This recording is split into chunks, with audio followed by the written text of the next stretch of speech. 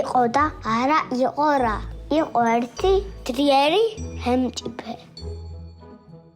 მას ყავდა ულამაზესი შვილი. ნამდვილი მზეთ უნახავ. გოგოს ათხოვების დრო მოვიდა. მამამ გამოაცხადა, ვისაც ჩემი შვილის ჩოლად შერთვა უნდა, უკვდავების ვაშლი მომტანოს. მიდიოდნენ ვაშლის მოსატანად, მაგრამ უკან ვეღარავინ ბრუნდებოდა.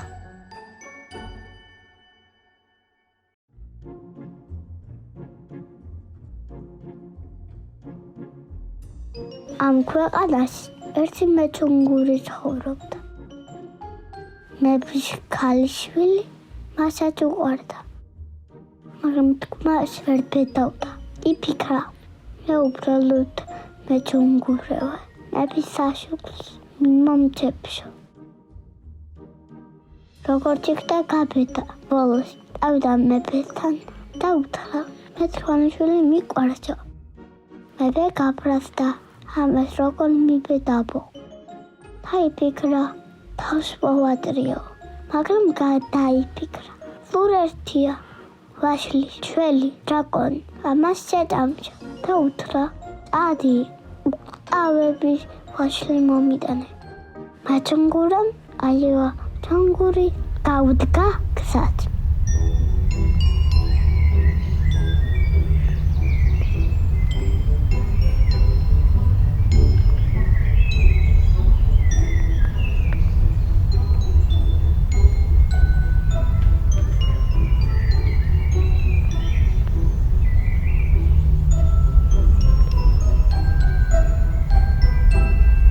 რამცადა დაიარა სამინდორი და უერთრად ერთ დიდ კედელს მიადგა.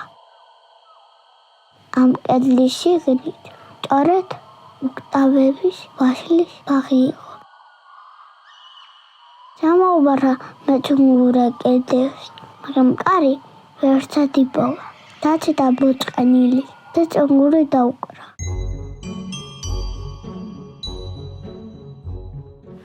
ბილად ღეროდა სიმღერის ხმაზე ტყიდან ხაჩები გამოვიდნენ. თიდან ბინბელები. სიმღერა ყველას მოსწონდა. უეცრად კედელი გაიხსნა და მეჩუნგურამ ვაშლის ბაღში შევიდა.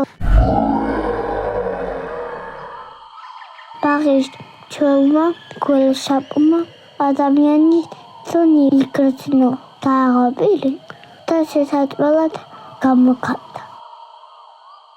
მეჩუნგურაც შეესით, გული გაუსკდა, ეხლა ნამდვილად შემჭამსო. ბოლოს იფიქრა, მაინც მოკვდები, კიდე ერთხელ დაუკრავ ჩონგურს. დაუკრა ჩონგური, ისევ გამოვიდნენ ცხოველები და უთბად გველოსები გაჩერდა. პირი დახურა, თავი დაბლდახარა და ტილილი დაიწყო. თურმე ეს სიმღერა ძალიან მოეწონა დრაკონმა. მორჩილად შეხედა. მერე მოტყვიტა ვაშლი და მეჩუნგურას გაუტვდა. მეჩუნგურა შეშინდა, მაგრამ დრაკონმა უთხრა, ნუ გეშინია, არაფერ დაგისავებ. ისე კარგად ღერი, ესეთი ხმა არც მომისმენია. დღეიდან ადამიანები არაფერ დაუსავებ. გახარებული მეჩუნგურა მეფესთან გამოიქცა. მიტანა ვაშლი და უთხრა, აჰა მეფეო, მოგიტანე, აღა პირობა შეაცვლედო. მეფეც რა გზა ჰქონდა. გამოყონა თავში შვილი და მეჩუნგურას ჩოლად შერთო.